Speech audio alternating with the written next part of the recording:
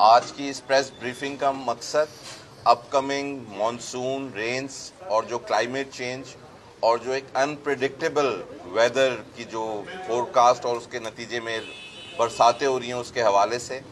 तो सबसे अहम चीज़ जो है वो हम लोगों के लिए इंसान की जान है। तो हमारी सबसे पहले तो तमाम तर लोगों से ये गुजारिश है कि आप देख रहे हैं कि जो रेनफॉल प्रिडिक्ट की जा रही है उससे 50 या 100 गुना ज़्यादा रेन हो रही है। इस चीज़ को आप यकीनी बनाएं कि बच्चों को दौरान बरसात घरों में रखें, इलेक्ट्रिक पोल से दूर रखें, जो दरख्त हैं दरख्तों से दूर रखें, क्योंकि अक्सर देखा जा रहा है कि बहुत एक हैवी विंड आ रही है जिसके नतीजे में दरख्त हैं या जो पोल्स हैं या इवन साइन बोर्ड्स हैं वो फॉल हो रहे हैं। तो एक खासकर जो छोटे कम उम्र बच्चे हैं उनको दूर रखें। सेकेंडली, सिर्फ ज़रूरत के तहत बरसात के दौरान आप घरों से बाहर निकलें। ये अल्लाह ताला की तरफ से कि कितनी बरसात होती है और कब होती है, लेकिन जहाँ तक अगर हम तैयारियों की बात करें तो हमारे 42 डिस्पोजल स्टेशन हैं, 42 डिस्पोजल स्टेशन हैं।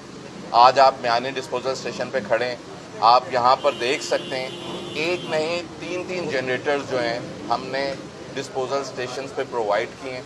42 के 42 डिस्पोजल स्टेशंस के ऊपर हमारे स्टैंड बाय जनरेटर्स मौजूद हैं। सबसे बड़ा इशू सेप्को का हमने हमेशा माजी में फेस किया कि जनरेटर्स हों या ना हों, बिजली जैसे ही एक कतरा टपकता है सेप्को के तमाम फीडर जो हैं वो ट्रिप कर जाते हैं। हमारे साथ सेप्को अफसरान बिल्कुल राब्ते में होते हैं, कोऑर्डिनेशन में होते हैं, हमारे साथ हमारा ताउन भी करते हैं, लेकिन उससे जो रिक्वायर्ड रिजल्ट्स हैं वो नहीं मिल पाते। तो हमने एनर्जी ना होने की सूरत में हर डिस्पोजल स्टेशंस के ऊपर ना सिर्फ जनरेटर्स रखें बल्कि 42 के 42 डिस्पोजल स्टेशंस को हमने अपग्रेड किया है। इस तरीके से जितने डिस्पोजल स्टेशंस हैं ना सिर्फ उनकी डीसिल्टिंग, जितने बरसाती नाले अंडरग्राउंड नाले अल्हम्दुलिल्लाह मोर देन 70% एरियाज़ को हम अभी तक डीसिल्ट कर चुके हैं और उसकी मॉनिटरिंग सुपरविजन मैं खुद कर रहा हूँ। लेकिन अफसोस से ये ज़रूर कहना पड़ता है कि हमारे माशरे में एक सेंस ऑफ रिस्पॉन्सिबिलिटी नहीं है। जो काम पहले कंप्लीट कर लेना चाहिए वो लास्ट मोमेंट पे कंप्लीट हो रहा होता है। हर चीज़ जो है वो आपको पर्सनली खुद ना सिर्फ फॉलो करनी पड़ती है, उसका बार बार ख्याल करना पड़ता है। डीसिल्टिंग अल्हम्दुलिल्लाह बरसाती नालों की, अंडरग्राउंड नालों की, साइड ड्रेन्स की वो भी कंप्लीट हो चुकी है 80% जिस तरह मैंने कहा। प्लस जो हमारे वल्नरेबल पॉइंट्स हैं, जो हमारे यानी कि वो पॉइंट्स हैं जहाँ पे बरसाती पानी ठहर जाता है, जिस तरह पुराना सक्कर है, तो हमने उसके लिए एक dedicated emergent rain mechanism system develop कर लिया है, जिसके बाद अल्हम्दुलिल्लाह पुराने सक्कर के ये इशूज़ बिल्कुल स्टैंड रिजॉल्व। उसके अलावा जो 31 वल्नरेबल पॉइंट्स हैं हमने एडवांस में ही पहले से उन 31 पॉइंट्स के ऊपर डी वाटरिंग मशीन्स कुछ बल्दिया ने परचेज़ की, कुछ हमने PDMA provincial disaster management authority से परचेज़ करके उन वल्नरेबल पॉइंट्स के ऊपर इंस्टॉल कर दी हैं। और दो हमारी अभी आप देख सकते हैं इधर बाहर ही खड़ी हुई हैं, दो हमारी जो है वो QRF डी वाटरिंग हमने व्हीकल्स म्यूनसिपल कॉरपोरेशन की तरफ से परचेज़ किए हैं कि कहीं पे फर्दर कोई इशू आता है तो ये व्हीकल इंशाल्लाह विदिन 30 मिनट्स जो है वहाँ पे पहुँच जाएगी।